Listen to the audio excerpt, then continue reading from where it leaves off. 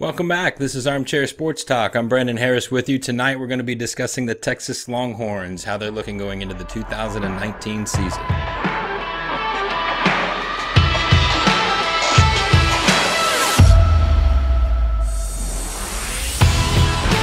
Looking back at 2018, it was a very good season for the Texas Longhorns. They finished up at 10-4, 7-2 in the conference. Included 5-1 at home and 3-1 on the road. This is going into Tom Herman's third season on the sidelines here in Austin. Basically, the synopsis of the season for Herman and his troops was they learned how to win some close games for a team that was filled with a lot of veterans that came in that endured a really tough stretch there under Charlie Strong. Throughout the season, looking back at those games, they played in a lot of close games and had to figure out a way to pull through and win throughout the season. And then if you look at the end of the season, they had an incredibly strong finish, wins over Oklahoma, wins over Georgia in the Sugar Bowl, built a tremendous amount of momentum going into the offseason where Herman and his staff performed well again on the recruiting trail. And to touch on recruiting for just a second, however, that did take a little bit of a hit in mid-June when top recruit and overall ninth overall player, Brew McCoy, one of the most bizarre stories you'll ever hear. But he was a top player in Texas's class, had originally committed to the USC Trojans, I believe in January of this year, then flipped his commitment to Texas. And up until June then decided that he wanted to go back to USC. So, however, the Texas did land him, and that helped contribute to that number 6 overall ranking, according to 247 Sports. He is no longer with the program. So what does the rest of the recruiting class look like?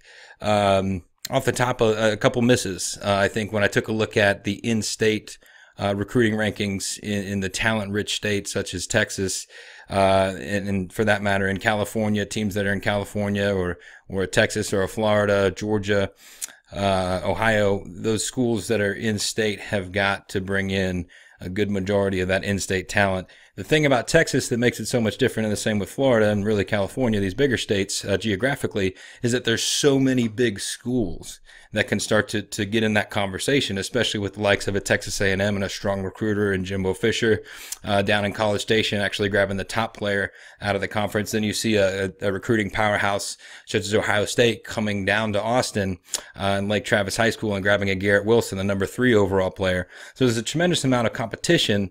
And that being said, I think Herman and Tim Beck, his co-offensive coordinator and one of his main recruiters, have a little bit of work to do there. Point being, they did not land any of the top 5 players ranked in the state. And as I mentioned, player Garrett Wilson committed to Ohio State out of Lake Travis High School, which is literally in the backyard in terms of proximity to the campus here in Austin. And he's already making a lot of noise up at Ohio State. So really not a great sign of confidence for any team that struggles to keep its best within its borders, especially, like I said, a guy like a Garrett Wilson that is so close. But to be fair, the Longhorns did land a very healthy share of promising prospects.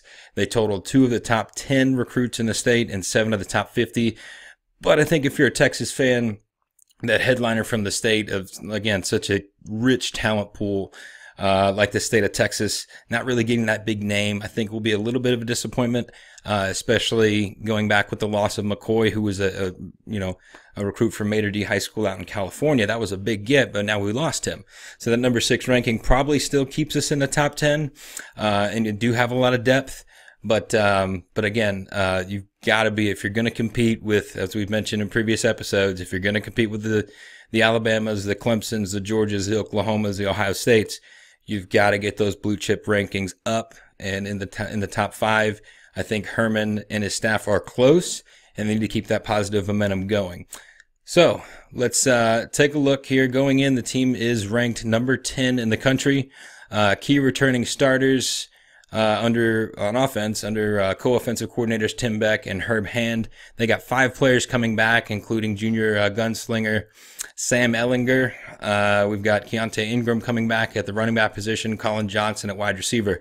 Some good key skill players at key positions that have experience. And of course, the most important position on the field, the quarterback position, Ellinger brings back a wealth of experience and skills. Another year under the Tom Herman system, I think is going to be really exciting if you're a Texas fan to watch. But I expect a spread and balanced attack, solid proven playmakers at key positions. They should be pretty good in the trenches just on talent alone. So I think that's going to allow them to kind of roll through. We'll take a look at the schedule here in a minute, but overall the Big 12 is going to be a little bit down, and we know has a tendency to not really play much defense. So I think in general, this is going to be a team that's going to be able to roll over some teams and not be in as many close games as last year. But it's going to come down to Sam Ehlinger to compete and then ultimately beat the teams such as an LSU and an Oklahoma, and possibly a New Year's Six bowl game or potentially the college football playoff, which I think is possible. But again, Ehlinger is going to have to take that next step in Tom Herman's system and utilize these playmakers to get to that point. Let's touch on the defense. So we only have 3 returning starters, but all 3 are very, very accomplished players and are looking like they're going to be standouts again this year, including preseason, to many sources, preseason All-American defensive back Caden Stearns, a couple guys on preseason award watch list, Brandon Jones and Malcolm Roach. We've got 2 DBs on that list, and we have a defensive lineman. So taking a look at the roster on defense, as we've mentioned, they've brought in a lot of good players in the last few years under this new staff. But I think it's going to be crucial for the linebacker position to really be galvanized, and a couple guys that I think could help do that. The only guy that has really any experience in this linebacker unit is Jeffrey McCullough.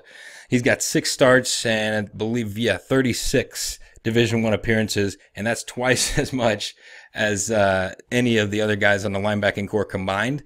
Those 2 came from the other gentleman that I think can make a big impact on this defense, likely starter Joseph Asai.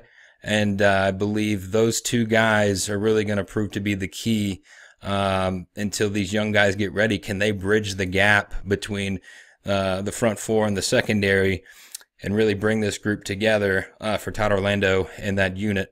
It should be very interesting. They've got a lot of talent, as I said, at the very top. They need to start developing some depth at key positions. And like I said, linebacker scares me a little bit, but they do have some guys that are talented that might be able to do the trick. So look for those guys to stand out and really bring that team on the defensive side of the ball together. Taking a look at the key matchups this year, they play LSU at home. That's going to be a big one. They also, of course, the annual Cotton Bowl matchup with Oklahoma, and then a big late season showdown in Ames, Iowa against Iowa State.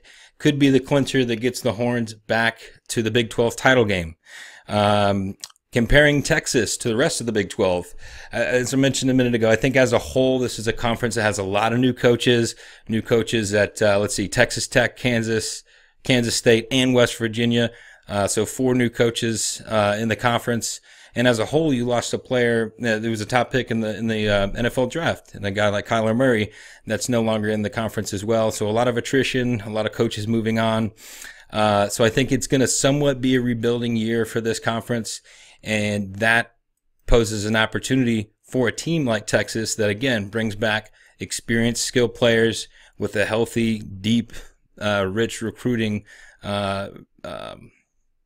cycle the last couple of seasons that can really prove to be attrition to this roster. And again, that's what you see from the top teams is consistently just reloading, bringing that next round in, next player up, ready to go. That's what they're going to have to continue to do. I think they're on their way to doing that. And I think the schedule, the way it lines up this year, is going to help accelerate that process. I think it's going to come down to the retooled Oklahoma Sooners under Lincoln Riley and how Jalen Hurts kind of adapts to that spread offensive system. I think you look at that's going to be the matchup in the Big 12 title game once again. I think they split. I think that the Longhorns will knock off, go 10-2 in the regular season. I think they're going to lose to LSU early in the year. I like LSU going into this year. I do think they're going to beat Oklahoma in the midseason showdown, but I think Oklahoma comes back in the Big 12 title game after a season. I think they have just a little bit more depth, and I think Hurts later on in the year will adjust to that system under Riley and they will actually end up taking the Big 12 again. However, early in the season, look for this team to make a lot of noise, be high in the rankings. If they do beat LSU, that's going to be when it really gets interesting for the fans of the Texas Longhorns. They knock them off. They win the games they should win.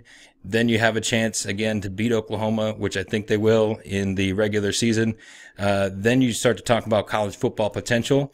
And anytime you college football playoff potential, and that's when you really start to get excited if you're a Longhorn fan. So a lot of positive momentum on the Horns in general. And I expect to see a team with veteran signal caller Sam Ehlinger, Tom Herman to continue to take that next step and become a national powerhouse once again in the 2019 season. This is Brandon Harris. Follow us on Twitter, ACS Sport Talk, on Facebook, Armchair Sports Talk. Check us out on YouTube, Armchair Sports Talk channel. We put out a lot of content going into this football season. So please check us out, like us, comment, respond, reply, whatever you got to do. But we appreciate y'all watching, and we'll see you soon here on Armchair Sports Talk.